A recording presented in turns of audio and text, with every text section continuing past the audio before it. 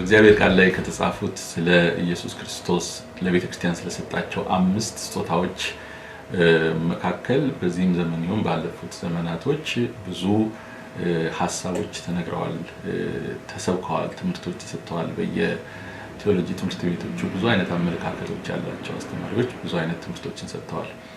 ልክ እንደዚህ ሁሉ በዚህም ዘመን ያለነው ቤተ ክርስቲያን በተለይ የኢትዮጵያ ቤተ ክርስቲያናት በእነዚህ ጉዳይ ላይ ብዙ ሐሳቦች ብዙ አመለካከቶች እንዳሉ ግልጽ ነው። እነዚህን 5ቱን ኢየሱስ ክርስቶስ የሰጣቸው ለቤተ ክርስቲያን ስጦታዎች ምን እንደሆኑና በኢትዮጵያ ቤተ ክርስቲያናት መካከል እንዴት ባለ መልኩ ብንጠቀምባቸው ጥሩ ነው የሚለውን ሐሳብ ዘርዘር ያለና ጥልቅ የሆነ ትምህርት ለመስጠት ሳይሆን ነገር ግን ጥያቄው መነሳቱና በኢትዮጵያና ቤተ ክርስቲያን መሪዎችም ሆነ በዙ መካከል ስለነዚህ ነገሮች ለማጥናትም ለመወያየትም መድረክ ይከፍታል ብለን ለጥቂት ሰዓታት ያህል ጥቂት ሰዎች ጋር አብረን ሆነን ስለነዚህ ጉዳዮች ላይ ውይይቶችን አድርገናል። ወደ ውይይቱ እናንተን ከመጋበዜ በፊት 2 ጥቅሶችን ለማንበብ ሞክራለሁ። የመጀመሪያው በሁለተኛ ጴጥሮስ ምዕራፍ 1 ቁጥር 20 ላይ የተጻፈውን ቃል ነው ማነበው። ይህን በመጀመሪያ እወቁ፣ በመጽሐፍ ያለው ትንቢት ሁሉ ማንም ለገዛ ራሱ ሊተረጉም አልተፈቀደም። ትንቢት ከቶ በሰው ፈቃድ አልመጣምና ዳሩ ግን በእግዚአብሔር ተልከው ቅዱሳን ሰዎች በመንፈስ ቅዱስ ተነድተው ተናገሩት። ስለዚህ በዚህ ክፍል ላይ እንደምንመለከተው ትርጉም የመንፈስ ቅዱስ እንደሆነ ይናገራል። ስለዚህ ይሄንን የምትሰሙትን ዲስከሽን በምትሰሙበት ጊዜ ትርጉሙን ከመንፈስ ቅዱስ እየፈለጋችሁ እንድትሰሙት ለማበረታታት ወዳለሁ። ሁለተኛው እነዚህ 5ቱ ኢየሱስ የሰጣቸው ስጦታዎች የሚገኙበትን ክፍል ከኤፌሶን ምዕራፍ 4 ላይ በማንበብ ወደ ውይይቱ እንድትሄዱ ጋብዛለሁ።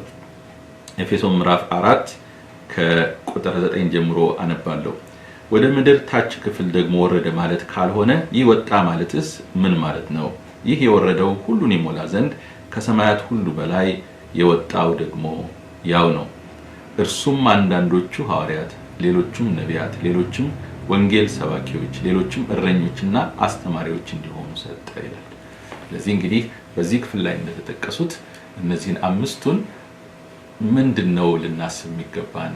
በምን መልኩ ልናያቸው ይገባል? የኢትዮጵያ ቤተክርስቲያናት በምን መልኩ ተጠቅመን ደግሞ ለእግዚአብሔር ሥራ ለእግዚአብሔር መንግስት መስፋፋት ምክንያት አድርገን ልንጠቀምባቸው እንችላለን የሚሉትን ውይይቶች ከዚህ ቀጥሎ እንድትመለከቱ ጋብዛችኋለሁ። አመሰግናለሁ።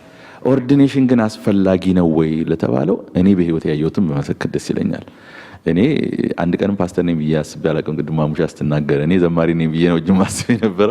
ግን እግዚአብሔር ለዚህ ኦፊስ ሲጠራኝና ለዚህ ስፍራ ሲያመጣኝ በህይወቴ ውስጥ አንድ ነገር ሆነ። የሆነው ምንድነው? ልክ ኦርዲኔሽን የተቀበልኩበት ቀን ላይ ተጸልዮልኝ ስነሳ እግዚአብሔር ምስክሬ ነው። ልክ ሳኦል ፊቱን ከሳሙኤል ሲመልስ እግዚአብሔር ልቡን ለወጠለት አይደለም የሚለው የንጉስ ልብ የተገጠመለት ነው የሚመስለኝ። ያ ክፍል የሚያወራው ንጉስ ነኝ ብሎ ማሰብ ከባድ ነገር ነው። አያ ሲፈልግ የወጣ ሰው ንጉስ ነህ ስትለው ነኝ ብሎ ማለት እኮ ራሱ ከባድ። አሁን እኮ በክርስትና ላይ ቅዱስ ነህ የሚለው ቃል እኮ ራሱ ከባድ ነው አይደል? እንዴት ቅዱስ ነኝ ብሎ መቀበል ከባድ ነው። አንድን ተራን ሰው ወስደን ንጉስ ነህ ስትለው ንጉስ ነኝ ብሎ መቀበል ከባድ ነው። ኦርዲኔሽን የሚያመጣው ነገር ምንድነው? ሰውየው እግዚአብሔር ልቡን ይለውጥለታል። የዛን ኦፊስ ወይ የዛን ጸጋ የተሾመበትን ቦታ ማንነቱን እንዲቀበል እግዚአብሔር ልቡን ይለውጥለታል። ኤግዛክትሊ እንደዛ ነው። ፓስተር የመሆን ልብ ውስጤ ሲገጠም ይታወቀኝ ነበር። ከዛን ቀን ወዲህ ህዝቡን ወደድኩት፣ ቦታውን ወደድኩ፣ ሀገሩን ወደድኩ። አይሚን ውስጤ በቃ ይሄ ነው የማልለው ሸክም ለማገለግለው ህዝብ ገባ እና ኦርዲኔሽን በጣም ኢምፖርታንት ይመስለኛል። ህዝቡም ደግሞ እንዲያውቅ ያደርጋል። በአደባባይ ስናወጣ ይሄ ሰው በዚህ ጉዳይ ላይ ሾመነዋል ስንል ምስክርነት እኮ ትልቅ ነገር ነው፣ ከጸሎቱ ባሻገር ማለት ነውና ያ ትልቅ ለውጥ ያመጣልና ዛሬ ያን ኦርዲኔሽን ብትቀበል አሁን ከምታገለግለው በላይ ታገለግላለህ ብዬ አምናለሁ። ለምን ኦርዲኔሽን ትልቅ ነገር ነው፣ በጣም ትልቅ ነገር ነው። ጌታ ነው ለዩልኝ ያለው ጌታ ነው። ለምን አስፈለገ? ሂዱ በዛው ለምን አላለቸው? ምዕራፍ 13 ላይ እኮ ለምን አስፈለገ? ቢኮዝ የሰማይ ጥሪ ከምድር ጋር ሲገናኝ እንደ ኤክስፕሎዥን ነው የማይሆነ። በቃ ልክ ፖዚቲቭ እና ኔጌቲቭ ሲገናኝ እንደሚፈጠር ነገር እግዚአብሔር ኦርዴን ያደረገውን ሰው ቤተክርስቲያን ደግሞ ተቀብላ ነህ ስትለው አንድ በሰውየው ህይወት ላይ የሚፈጠር በመንግስቱ ላይ በከተማው ላይ በሀገሩ ላይ የሚፈጠር ነገር አለ ብዬ አምናለሁ። እና ኦርዴን አለማድረግ ሰዎችን ኃይል ያለውን ሰው እንደ ሳምሶን አስሮ እንደማስቀመጥ ነው። እና ኦርዴን መደረግ አለባቸው። አስተማሪውን በአስተማሪነቱ፣ ነብይን በነብይነቱ፣ ማንኛውም ጥሪ ያለው ሰው እንደ ተጠራው ጥሪ ቤተክርስቲያን ሳትፈራ ለይታ መደረግ አለበት። ብዙ ጊዜ የሐዋርያት ሥራ ምዕራፍ 13 ልቤ ይነካኛል። መንፈስ ቅዱስ መጥቶ ለዩልኝ ያለው የት ቦታ ላይ ነው ሲባል የሚጸለይበት ቦታ ነው። አብረው ሲጸልዩ ማን? መምህራን፣ ነቢያት እየጾሙና እየጸልዩ ባሉበት there was no confusion። ነቢያቱም ሰምተዋል፣ መምህራኑም ሰምተዋል። ቸርች አንድ ላይ ነው እግዚአብሔር ድምጽ የመጣው። አንዳንድ ሰው ቤቱ እየጸለየ ነው ድምጽ የሚሰማው። ስለዚህ ጸልዮ እግዚአብሔር ይናገራል። በዛ ሲመጣ ግን ቤተክርስቲያን እኛም እንስማ ስትል ያ ነው ችግር የሚያመጣው። ስለዚህ ቤስት ዌይ ለኔ የሚታይ ምንድነው? ቤተክርስቲያን ጾም ጸሎት ስታወይ ጸልዩ ሲባል ሰውየው መገኘት አለበት። የሚገርማችሁ ብዙ ችግር የሚፈጥሩ ሰዎች ጸሎት ላይ ነው ሲባሉ የማይመጡ ሰዎች እነሱ ናቸው። አይገኙም። ቤተክርስቲያን ያወጀችው ጸሎት ላይ አይገኙም። በጓዳቸው ያስጢን መንፈስ ንጉሱ ድግስ አዘጋጅቷል እዚህ፣ እነሱ ደግሞ ሌላ ድግስ እዛ ያዘጋጃሉ። እና እንዴት ነው ንጉስ ያዘጋጀው ድግስ ላይ ቤተክርስቲያን ያዘጋጀችው ፕሮግራም ላይ መገኘት የማይችል አስተማሪ፣ ነቢይ፣ ሐዋርያ እኔ ምን አይነት መንፈስ እንደሆነ አላውቅም። ስለዚህ በቤተክርስቲያን ውስጥ ጸጋችን ተገልጦ እንዲታይ ውስጡ ተገኝተን ማገልገልን፣ ሰርቪስ መስጠትን፣ እነዚህ ነገሮች በጣም አስፈላጊ ነገሮች ይመስሉኛል። በጣም ረጅም ፕሮግራም ነው ያደረግነው፣ ግን አንድ የመጨረሻ ነገር ጥያቄ ያለኝ እሱም ብለን ብንጨርስ ደስ ይለኛል። ሁላችሁም በዚህ በኢየሱስ በሰጣቸው ጸጋ አምስቱ ውስጥ ያላችሁ ናችሁ። እንግዲህ ነብይ ኤልሳዕ አለ፣ መምህር ልበል፣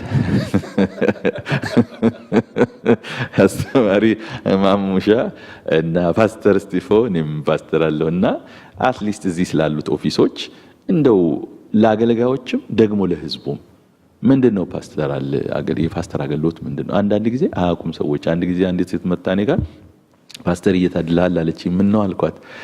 በቃ በሳምንት አንድ ቀን እሑድ ትሰብካለህ፣ ሌላውን ቀን ስትዝናና ነው የምትውለው አለች። ለመሆኑ ቢሮ ምንድነው የምትሰራው ብላ ጠየቀችኝ ማለት ነው። እና አንዳንድ ሰዎች ክሎ የላቸውም ምን ማለት እንደሆነ። አስተማሪነት ሲባል በቃ ዝም ብሎ ወጥቶ ማስተማር ብቻ፣ ነብይነትም ዝም ብሎ ትንቢት መናገር ብቻ ይመስላችኋል። እና ስላላችሁበት አገልግሎት አገልጋዮቹንም ጥሪ ያላቸውንም ህዝቡንም አድሬስ የሚያደርግ መልእክት እንድታስተላልፉና ፓስተር ካንተ ልጀምር። በነገራችን ላይ አሁን ወደ መጋቢነት መስፈርቶች ከተጻፉት አንዱ የክርስቲያን መስፈርት ነው። እሱ ክርስቲያን ሁሉ የተሰጠ መስፈርት ነው እንጂ የሆነ ፓስተሮች ብቻ ወይም ደግሞ ነቢያትን ማይመለከት ወይ ሐዋርያትን ማይመለከት ወይ ህዝቡን እግዚአብሔር ካህን ያደረገውን ህዝብ ማይመለከት መስፈርቶች አይደሉም። አማኝ ሁሉ የተጠራበት ስታንዳርድን የሚገልጽ የመጽሐፍ ቅዱስ ክፍል ነው እሱና በዚህ መጋቢነት አገልግሎት ያው መጋቢ የሚለው ቃል አሁን የወንጌላውያንን ብንመለከት ከባድ ነው። ከሁለት ጊዜ ነው አዲስ ኪዳን ውስጥ እሱን ቃል ራሱ ፊልጶስ እና እንደዚሁ ደግሞ ጢሞቴዎስ ላይ ደግሞ ጳውሎስ ጢሞቴዎስን የወንጌልን ስራ የሚለው ላይ ብቻ ተጽፎ የምናገኘው ቃል ነው። መጋቢ ሲባል ግን በመቶዎች በመጽሐፍ ቅዱስ ውስጥ የምናገኘው ሐሳብ ነው። እረኛ የሚለውን ሐሳብ በምንመለከት ሰዓት እና ትልቁ ነገር በመዝሙር 23 ብንመለከተው እረኛ እንግዲህ ሶስቱ ስራዎች ያው መጠበቅ፣ መመገብና ማሰማራት የሚለው ነገር ነው። በጥልቅ ብዙ ቦታዎች ላይ መጽሐፍ ቅዱስ ያብራራል ይሄን ነገር። ግን አንድ መጋቢን እግዚአብሔር የሰጠው ኃላፊነት አንደኛ በቃ ጉባኤ ውስጥ ያለውን ነገር ሁሉ አንድ እግዚአብሔር ሰው ምን ይላል? የመጋቢ ጥሪ ኒዶችን በሙሉ ሚት ማድረግ አይደለም አጥቢያ ውስጥ ያሉ ኒዶችን ግን to make sure that all the needs are met ሌላዎቹን ስጦታና በቤት ውስጥ ያሉት ስጦታዎችና በቤት ውስጥ ያሉት ኒዶችን የሚያገናኝ እረኛ ነው ያዘው ድልድይን ይሰራል የቱጋ ስጦታ እንዳለ የቱጋ ጉለት እንዳለ ይፈልግና ጉለትና ስጦታውን ሁለቱንም የሚያያየን እግዚአብሔር ይሰጣውና ጉለቱና ስጦታውን አገናኝቶ እሱ ላይ ሊደርስላቸው ይችላል ጉባኤ ያደገ ሲመጣ ሁሉን ላይ ያጋባ ይችላል ሁሉን ላይ ቀብር ይችላል ሁሉን ላይ ጎበኝ ይችላል ሁሉን የተለያየ ኤቭሪዴይ እንትን ዲቴልስ ላይ ገባ ይችላል ግን he will make sure አካል ውስጥ የተሰጡ ስጦታዎችን አይቶ እነዛን ስጦታዎችን አግኝቶ አብረታቶ አውጥቶ በሚያሰማራ ሰዓት አካል ውስጥ ምክንያቱም ሁለት ኃላፊነት ነው ያለብን በያስባል አንዳንድ ጊዜ ሰዎች የሚጠይቁት ጥያቄ ኢቭን በወጣቶችን ፓስተር በማድረግ ሰዓት የሚዘምሩ ሰዎች አሉ ደግሞ ጥቂት የሚሰብኩ አሉ አሁን እኛ ምንድነው የምናደርገው ብላ አንድ ጊዜ አንዲት ልጅ መጣጠይና ተሰማኝ ምክንያቱም ኦሬዲ ይሄን ነገር እኔ በረም ያስተማርኩ መስሎኝ ነበር ምክንያቱም በአካል ውስጥ ያላቸውን ድርሻ ብቻ ሳይሆን በህይወት ላይ በአለም ላይ በዚህ በምድር ላይ ያለባቸውን ስፍራና ኃላፊነት ማሳየት መቻል አለብን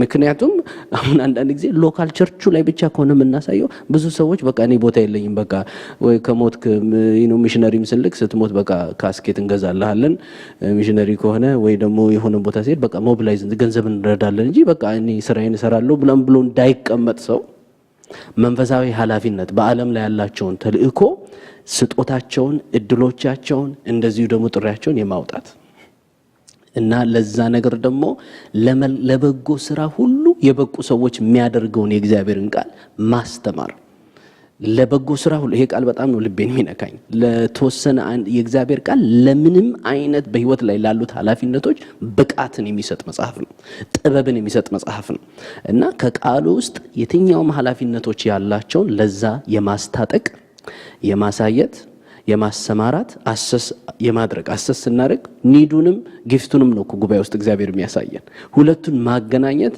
that is leadership እዚህ አመራር ላይ ያለው ስጦታ እና አይ ቲንክ የኬሪንግ ሚኒስትሪ ነው ፓስቶራል ሚኒስትሪ አይ ቲንክ እንቁላል ላይ ዶሮ እንደምትታቀፍ የመታቀፍ አገልግሎት ነው አንዳንድ ጊዜ ኢቫንጀሊስቶችን ምን ሚል ዲስክራይብ ያደርጋሉ they blow in they blow up and they blow out ይላሉ የእግዚአብሔር ግን ሎካል ቸርች ላይ ያላቸው ነገሮች ማለት ነው ተስፋ የተሰጠው ሰው ተስፋው ሲዘገይበት ከማጋ ነው የሚሆነው ከመጋቢው ጋር ነው ሲያዝን የሆነ የተባለው ነገር ጭንቅ ሲለው የት ነው የሚመጣው እና ይሄ ስቴሽነሪ ኮሊንግ ስለሆነ አብሮ ከህዝብ ጋር የመሆን ኒድን አሰስ የማድረግና ያው ሰፊ የሆነ ሐሳብ ቢሆንም እነዚህን ሐሳቦች አነሳል ልጅ የሚፈልገው እሱ የተመቸውን ሲነገር ነው ደስተኛ የሚሆን ይሄ ማናችንም ነብዩ ተብሎ ያለውም ሰውየው መልአክ አይደለም ለራሱም ጭምር ነው ለራሴም ጭምር ነው የሚናገረውና ሳየው ቀላል ኦፊስ አይደለም መጽሐፍ ቅዱስም እንዳየውት በመጽሐፍ ቅዱስም ማየው የነብይነት አገልግሎት ቀላል የሚሆነው መቼ ነው የእግዚአብሔርን ፈቃድ ትተህ የሰዎችን ልብ ያዳመጥክ መናገር በጀመርክ ቁጥር ቀላል ነው የሚሆነው ምን ችግር የለም በሰላም ትወጣለህ በሰላም ትገባለህ ጠላትንም አትሸመት ፊትም የሚያቆር የለም በቃ ሰላም ነው የምትሆነውና በጣም አስቸጋሪ ኦፊስ ብዬ ነው እኔ በበኩል የማምነው እውነት እኔ ከኔ ጋር አብረው የቆዩ ያሳደገ ፓስተር ያለ እዚህ አሁን ዲሲ ያለው ፓስተር ኢየስ ታውቃለህ አንተ ሰምተሃል በጣም በሳል ሰው ጥሩ ሰው የሚወድ ሰው በጣም ሰውን ይወዳል ጌታን ይወዳል እኔ እንጃ በቃ በጣም የምወደው ወንድሜ ነው እንደዚህ ነውና አንድ ጊዜ ሆላንድ ላይ ይሄ የነብይነት እንትን ውስጥ ላይ በጣም እየጋጋለ በመጣ ጊዜ ያው ጌታ የሚናገረው ነገር በጣም ኃይለኛ ነገር ይናገር ነበርና ለአንድ ቦታ ለመሪዎች እነሱ በሽማግሌ ባሉ በመሪ ደረጃ እነሱ ጀምሮ ለካ ፈርቶ ቁጭ ብሎ አስቀምጧሉ ያንን ውሳኔ ለመወሰን ጌታ ግን በቃ ለኔ ያንን እነሱ ፈርቶ ቁጭ ያለ አንድ አመት ያስቀመጡትን ነገር ለኔ ይነግረኛል ከዛ እኔ እግዚአብሔር እንዲህ ይለኛል ብዬ ለሱ ነገርኩት እጄ እግዚአብሔር እንደዚህ ይለኛል አለ ደንግጦ ከዛ ምንድነው ሄድና እዛ ቤተ ክርስቲያን ያሉ ሽማግሌዎችን ሁሉንም ውረድ በል ብሏል ጌታ። እና እናንተ ቁጭ በሉና ከማእመኑ ውስጥ ላይ ጌታን የሚፈሩ ሰዎች የተወሰኑ ሰዎች አስቀምጡና ከዛ በኋላ ያ እዩት፣ የሚቀጥለው ሽምግልና ላይ ተመጣላችሁ፣ ሚስተካከል ነገር አለና ያንን እንድታስተካከሉ መጀመሪያ ውረዱ ብሏል። ሁሉም ይውረድ፣ ሁሉ ካልወረደ አሁንም አይፈታም ብሏል። እንግዲህ አሁን ይሄ በቃ በጣም ከባድ ነገር ነው።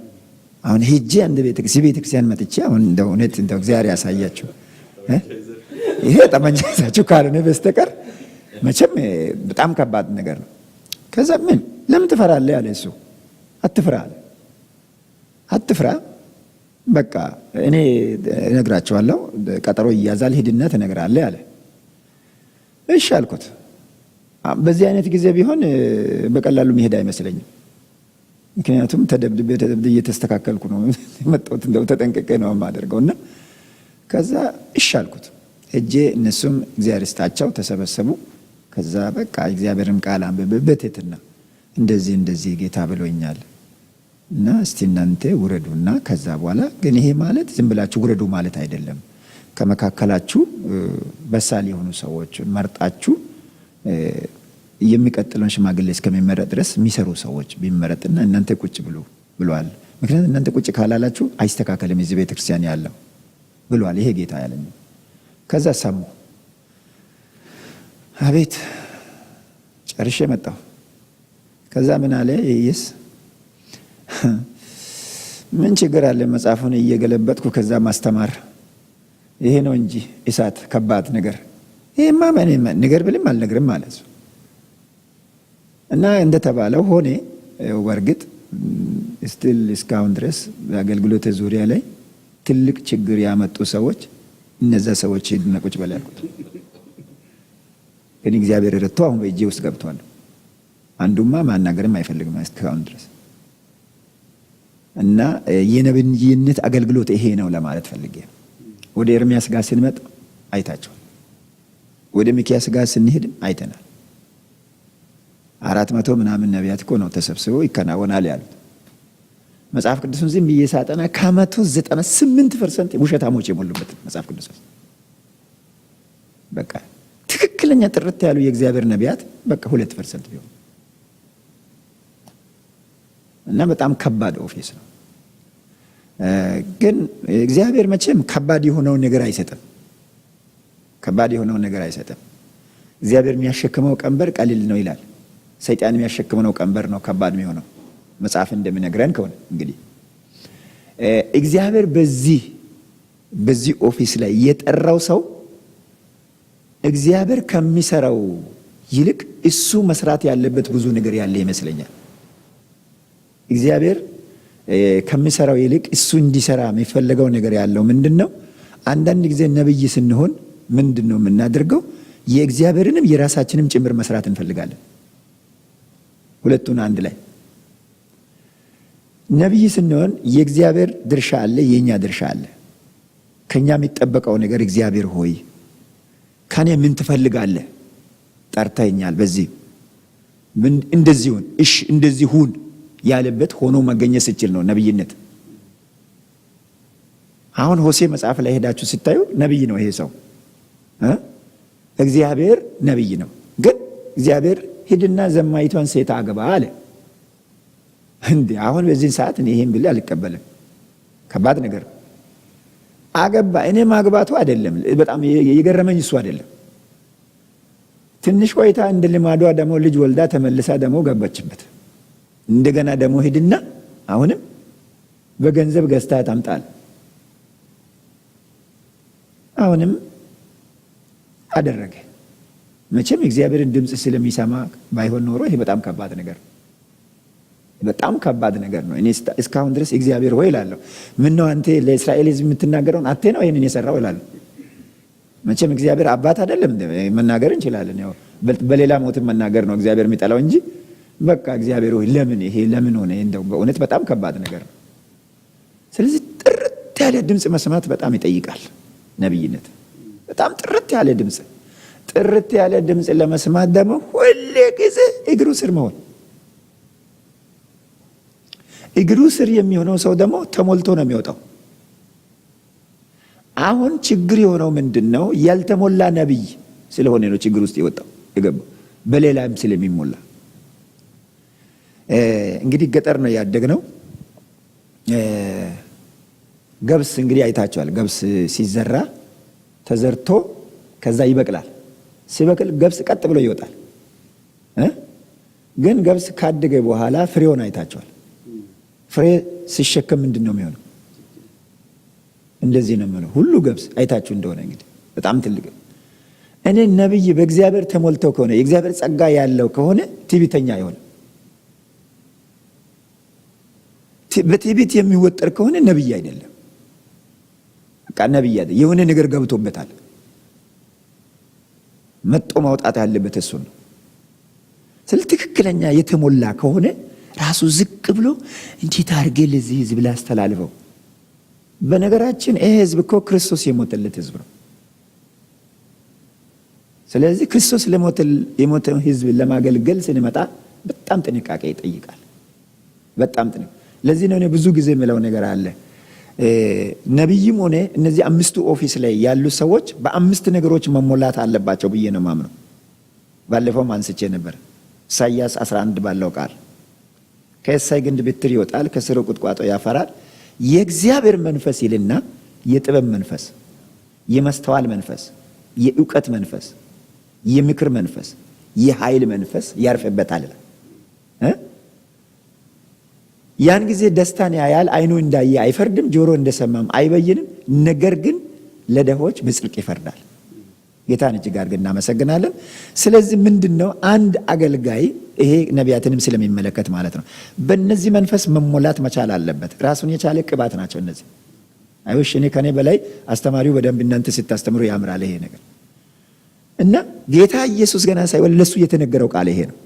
ኢየሱስ ክርስቶስ በዚህ ተሞልቶ መጥቶ ነው ምድር ላይ ሲመላለስ እያንዳንዱ ነገር የሰራው።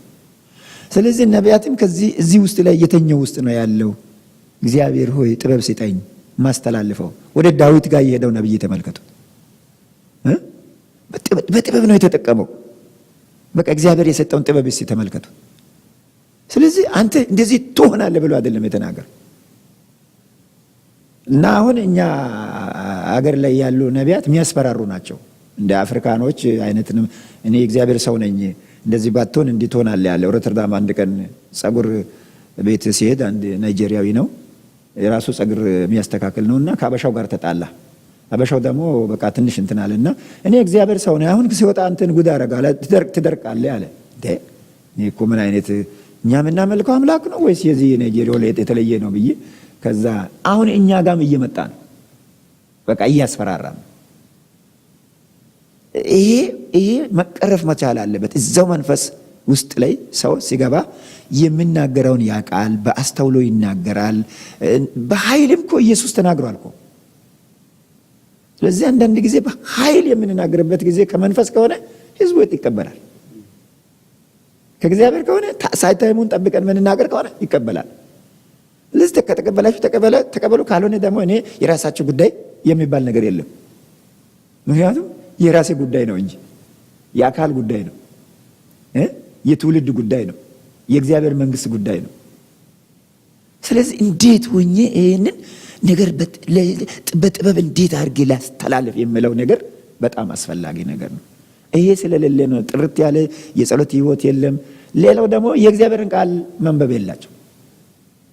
በዚህ ዘመን ያለው ነቢይ አሁን እስቲ የእግዚአብሔርን ቃል ጠይቀው የለም፣ ታየኝ ብቻ ነው። የታየኝ ሁሉ ከእግዚአብሔር ነው ማለት አልችልም። መጽሐፍ ቅዱስ እንኳን ሲናገር ምንድነው በሰው ልብ ውስጥ ብዙ ሐሳብ አለ ይላል። ነገር ግን ይልና የእግዚአብሔር ሐሳብ እርሷ ትጸናለች። በሰው ልብ ውስጥ ያለ ሁሉ የእግዚአብሔር ነው ማለት አይቻልም። ምክንያቱም ከዛ ውስጥ ተፈትኖ ነው የሚመጣው። ተጸልዮ ፈትገን ይሄ የእግዚአብሔር ድምጽ ነው።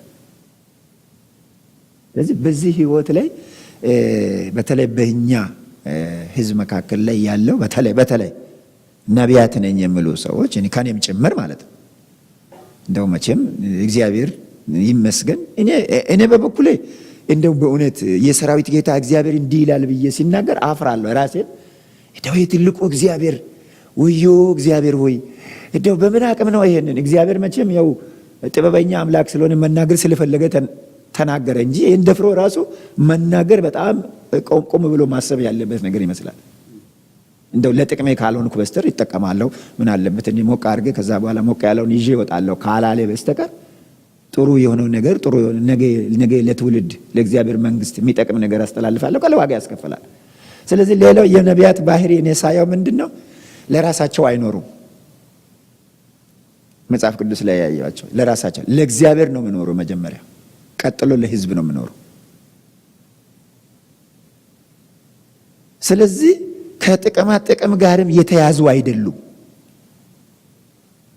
ጥቅማ ጥቅም ጋር የተያዙ አይደለም። ጊያዝና ኤልሳን ስታዩት ጊያዝ ጥቅሙን ፈልጎ ሄደ አይደለም እንዴ?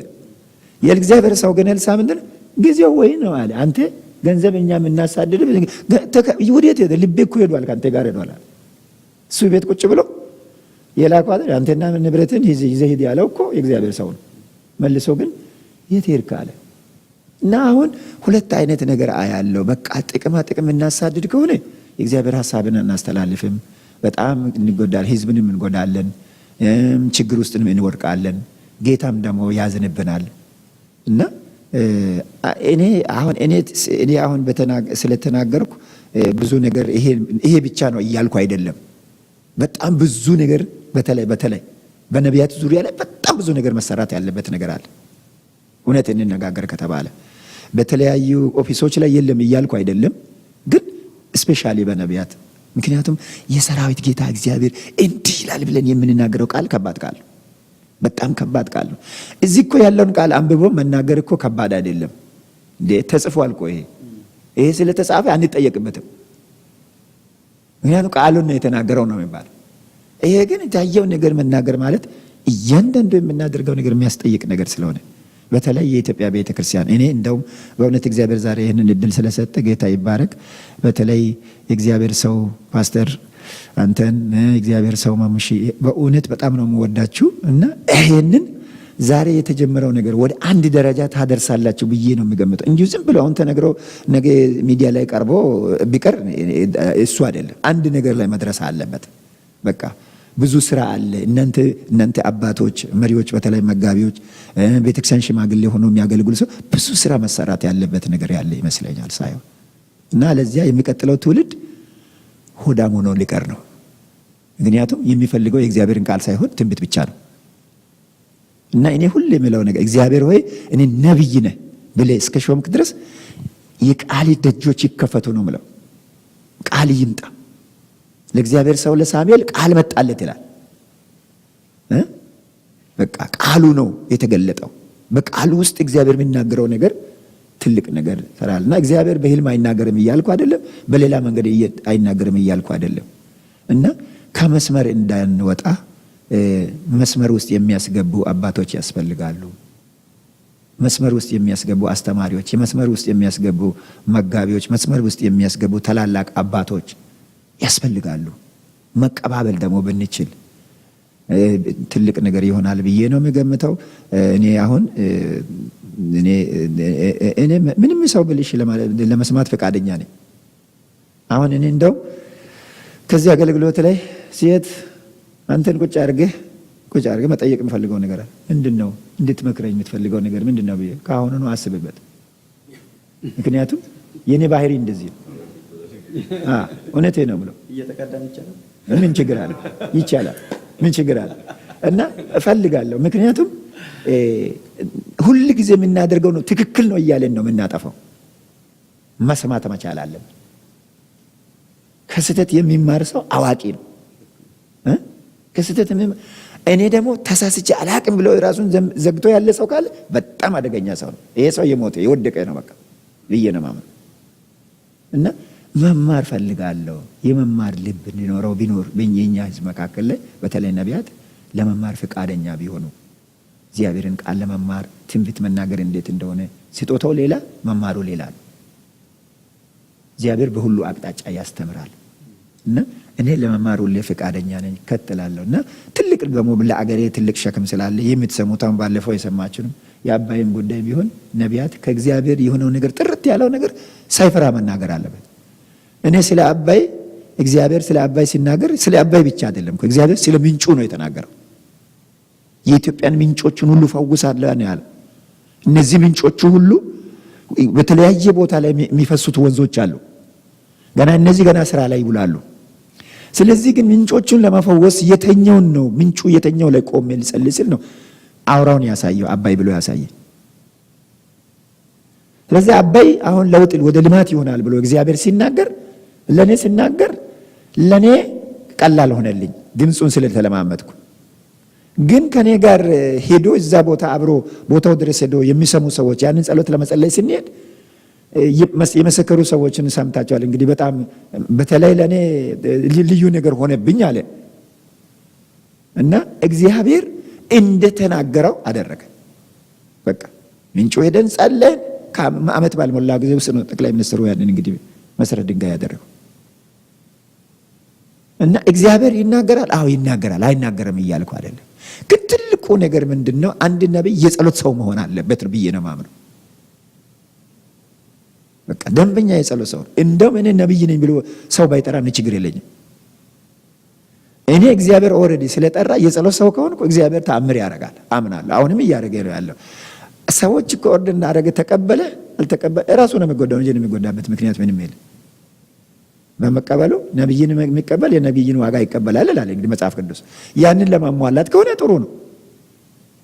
ነብዩ እኮ የሚጎዳው ነገር የለም፣ ምንም የሚጎዳው ነገር እግዚአብሔር ከዛ በላይ ስለሆነ እና ዝቅ ብንል ትሁት ብንሆን ራሳችን ብናዋርድ እግዚአብሔር ይናገራል። አዎ ይናገራል።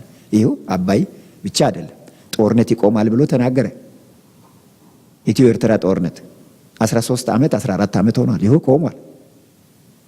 ኢትዮጵያን ይባርካል አለ 1996 ዓመተ ምህረት በአድዋ ተራራ ላይ 40 ቀን ጾም ጸሎት ያዝኩት። ኢትዮጵያ አበሻው ከባቢሎን ጋር ቃል ኪዳን የገባበት ቦታ ነው ብሎ ነው ጌታ የተናገረኝ። ከተራራው አንዱ ላይ 2 ሰዓት ተኩል ተራራውን ተጉዤ ነው ተራራ ጫፉ ላይ ያን ቦታ ያገኘሁት። 40 ቀን ነው ጾም ጸሎት እዛ። ያን ጊዜ ነው መንፈሱ ተመታ ከአበሻው ዙሪያ ምድር ላይ አለ ጌታ። 97 ችግር ነበረ። 98 መጨረሻ ላይ የኢትዮጵያ ኢኮኖሚ ጀመረ። ዋናው ካልተመታ ለውጥ አይመጣም። ስለዚህ ምድሪቷን ይባርካለሁ አለ። ዛሬ ደቡብ ኦሞ ላይ ያለው መሬት ላይ የዛሬ 10 ምናምን ዓመት ሄደን እጅ ጭንን የጸለየንበት ቦታ ነው። እግዚአብሔር ይሄ መሬት ወደ ልማት ይለወጥ ብለን ጸልየናል። ዛሬ ወደ 4 እና 5 ሱካር ፋብሪካ እዛ እየተጀመረ ነው። ነዳጅ እንትን እዛ ሊጀምር ነው። ብረታ ብረት ማዕድን ተገኝቷል። አፋር ላይ ትንደሆ ሱካር ፋብሪካ ቄስ በሪሁን በህይወት አለ። አሳይታ ላይ አገልግለን ስንመጣ አፋር ላይ ስንመጣ እዚህ ሜዳ ላይ እጅ እንጭናለን አልኩት። ውረዱ ከመኪና አልኩት። ፎቶግራፍ ጭምር አለ እዛ ቦታ ላይ እጅ ጭነን መሬት ላይ ጸለን። ዛሬ ትንደሆ ሱካር ፋብሪካ በአፍሪካ አንደኛ የሱካር ፋብሪካ ትልቁ ግዙፉ ያ መሬት ዛሬ ወደ ልማት ነው። እውነት ነው። የእግዚአብሔር ነቢያት ከሆነ እግዚአብሔር ያሳየውን ነገር ማድረግ ነው። ያንን የምናደርግ ከሆነ ለትውልድ፣ ለቤተ ክርስቲያን፣ ለቤተሰብ በቃ ለእግዚአብሔር መንግስት ትልቅ አስተዋጽኦ እናደርጋለን።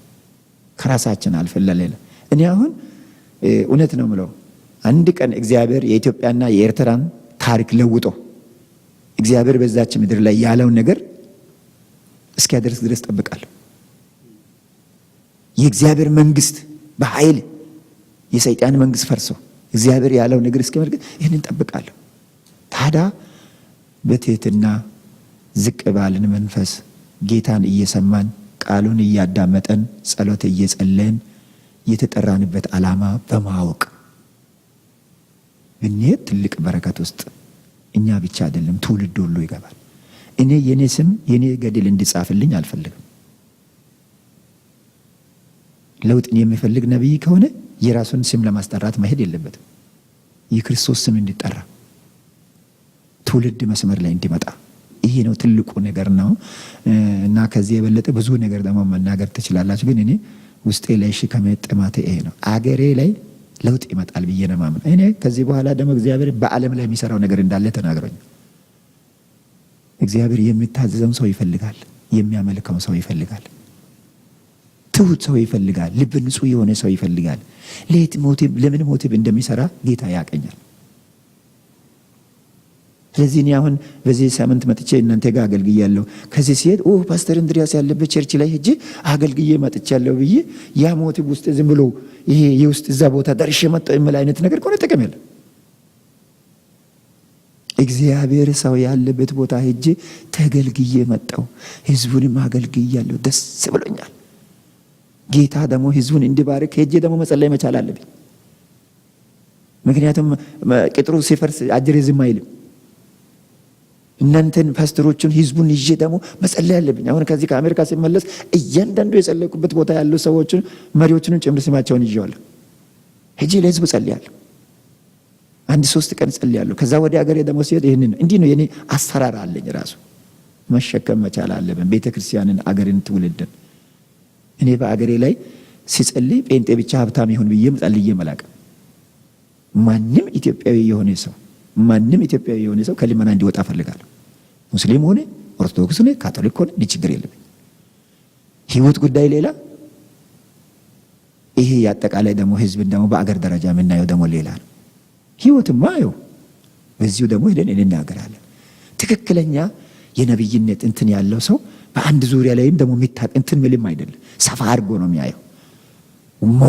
የመውረስ ነገር ነው ሁል ጊዜ መታየት ያለበትና መውረስ ገንዘብ ብለን አንወርስም። 1 የእግዚአብሔርን ቃል መስማት፣ 2 የጸሎት ሰዎች መሆን፣ 3 ትህትና፣ እንደገና ፍቅር፣ የዋ እነዚህ አይነት የመንፈስ ፍሬዎች ያሉትን ልባችን ሲሆን ነውና እግዚአብሔር ደግሞ ምድራችን እርግጠኛ ነኝ ይባርካል። እርግጠኛ ነኝ በቤተ ክርስቲያን ውስጥ ያለውን ቀንበርም ይሰብራል። እርግጠኛ ነኝ አሁን ራሱ የምንናገረው ስለ ኦፊሱንም ጭምር ቢሆን እግዚአብሔር ያስተካክላል። እንመጣለን፣ ወደ መረዳት እንመጣለን። ለኔ የሚታየኝ ነገር መልካም ነገር ነው የሚታየው። የእግዚአብሔር ሰው እኮ እናት ልጇን በልታለች እኮ በሰማሪያ ከተማ ላይ። እሱ ግን ጸልዮ ስለወጣ ወጣ ብሎ ነገ በሰማሪያ ከተማ እንዲህ ይሆናል ብሎ ስለ መልካም ዱቄት የሚሸመተው ያው ዝም ብሎ ተራድ አይደለም። መልካም ዱቄት እንዲህ ይሆናል በስል ይሸመት። በጣም የሚገርም ነገር ትንቢት ነው። ግን ያልገባው ንጉሱ አዛዥ ተደግፎ የሰማይ መስኮቶች ቢከፈቱ እንኳን ይሄ ይሆናል ወይ? እግዚአብሔር ሰው ስል በአይኔታ ያለ ግን አትቀምሳት ያለማመን እንዲህ ነው የሚያደርገው። እኔ በህዝብ መካከል የሚያምነውን ትውልድ እፈልጋለሁ። ግን የሚያጭበረብረውን አይደለም። የሚያምነው ካመን ይሆንልናል። ጌታን እጅግ አድርገን እናመሰግናለን። እና ነገ በአገሬ ላይ እማየው ጦርነትን አልፈልግም፣ አላየም። ድህነትን አልፈልግም፣ ለውጥን እፈልጋለሁ። እግዚአብሔር ይሄን ቤተክርስቲያን፣ የኢትዮጵያ ቤተክርስቲያን ትሄዳለች፣ ወደ ከፍታ ግዴታ ትሄዳለች። አይተናል እኮ በደርግ ጊዜም ዋጋ ከፍለናል። ይሄ እኮ የጸሎት መልስ ነው። አሁን ደግሞ የማጥራት ደግሞ ያመጣል፣ የማብዛትም የማበጥራትም። ይሄ እግዚአብሔር ባህሪ ነውና እግዚአብሔር ይባርካችሁ። ይሄ ነው ውስጥ ያለ ማስተማር፣ ቃሉን የመግለጥ ጸጋ ደግሞ ከሌሎቹ የጸጋ ስጦታዎች ጋራ እንደዚሁ በህብረት ቤተክርስቲያንን ለማነጽ እግዚአብሔር በክርስቶስ ለቤተክርስቲያን የሰጠው ስጦታዎች ናቸው። ያው እግዚአብሔር አንድን ሰው ሲጠራው ያው ንቁ፣ በሃይማኖት ቁሙ፣ ጎልምሱ፣ ጠንክሩ ነው እግዚአብሔር ሮድማፑ።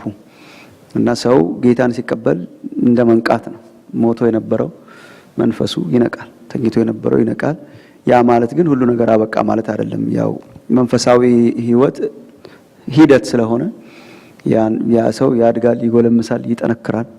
ይሄ መጠንከር መጎልመስ ከሚሆንባቸው መንገዶች አንዱ ደግሞ ቅዱስ ቃሉን ሲመገብ ቅዱስ ቃሉን ሲበላ ነውና አይ ቲንክ የማስተማርን ጸጋና አገልግሎት እግዚአብሔር ለቤተክርስቲያን በዚህ መልኩ የሰጠው ይመስለኛል። ቤተክርስቲያንን ለማብሰል የበሰሉ ደቀ መዛሙርት እንዲፈሩ ያው ያዘዝኳችሁን ሁሉ እያስተማራችኋቸው ደቀ መዛሙርት የመጨረሻው ግብ የበሰሉ ደቀ መዛሙርት ማድረግ ስለሆነ በተወሰነ ደረጃ ያው የማስተማር የመስበክ አገልግሎት በሁሉም ጸጋዎች ውስጥ ያለ መኖርም ያለበት ነው። በመጋቢዎች፣ በነቢያት፣ በሐዋርያት፣ በወንጌላውያን አለ። ግን እንደ አስተማሪዎች ደግሞ የቃሉ መምህራን ልክ እንደ አጵሎስ መሰረት የጣለባቸው ቦታዎች ሄደው በበለጠ ደግሞ ወደ ቅዱስ ቃሉ እንዲገቡ ደግሞ ያጠጣሉ።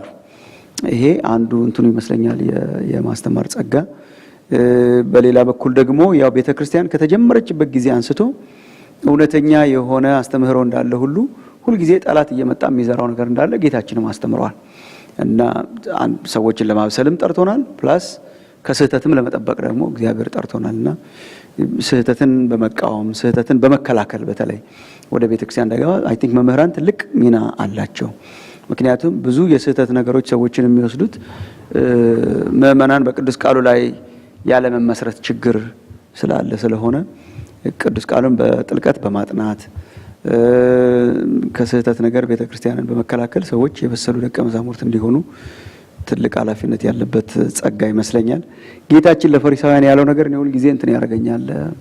ወዮላችሁ በየብስና በባህር እየሄዳችሁ አንድን ሰው ታመጡትና ከዛ ከናንተ የባሰ የገሃነም ልጅ ስለምታረጉት ወዮላችሁ ይላልና አንዳንድ ጊዜ በየብስ በባህር አሁን ደግሞ በአየር እየሄድን ሰዎችን ወደ እግዚአብሔር መንግስት እናመጣለን። ግን አልቲሜት ጎሉ የበሰሉ ሰዎች እንዲሆኑ ነው። በዚህ ረገድ በጣም ትልቅ ኃላፊነት የተሸከመ ጸጋ እንደሆነ አስባለሁ። ያው እንደ ሁሉም የጸጋ ስጦታዎች አቢዩዝ ሊደረግ የሚችል የጸጋ ስጦታ ነው በራሱ። አሁን ነብይ ስትገልጸው እንደነበረው በመምህራንም በወንጌላውያን በሰባኪዎች ይሄው ልዩ ልዩ አይነት አቢዩዞች አሉበት።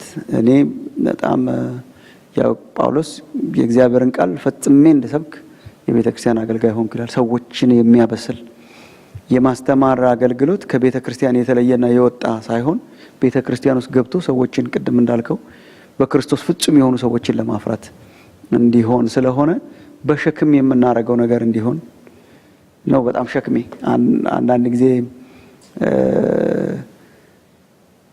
አስተማሪዎች ጋር የሚታየው አንዱ ችግር ይሄ ውስጥ ገብቶ እንትን የማለቱ ብቻ ሳይሆን ያለ ሸክም ያለ ፓሽን አንዳንድ ሰዎች አሁን ማስተማርን እንደ ጸጋ ስጦታ የማያዩት ሰዎች አሉ። እና አንተ በጸጋ የምታገለግለው ወይስ በማስተማር ሁሉ ይላሉ። እና አይ ቲንክ ይሄንን እኛም ያመጣ ነው የሚመስለኝ ኮንትሪቢዩት አድርገናል። ምክንያቱም ሌሎቹን አገልግሎቶች በመንፈስና በጸጋና በግለትና በሸክም የሚደረጉ ማስተማር ደግሞ በተረጋጋ ሁኔታ የሚገለጥ አይነት ያረግነውም እኮ እኛም ጭምር ነው። እኔ አጵሎስን ሳስበው ቅድም የነበረው ፓሽን አይ ዶንት ቲንክ ሂ ዋዝ ጀስት ኦርዲነሪ የዶክትሪን ፕሬዘንተር አድርጌ አላየው። ፓሽኔት የሆነ የቅዱስ ቃሉን የሚገልጽ ሰው ነበረ። ቅዱሱን ቃል በቅዱስ መንፈስና በትልቅ ሸክም የሚገልጽ ሰው ነው።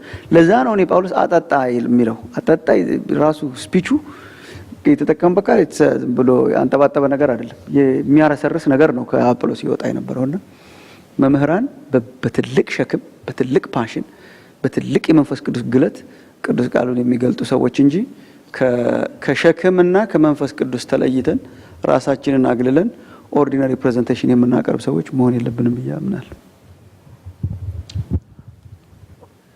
በጣም አመሰግናለሁ። እንግዲህ እግዚአብሔር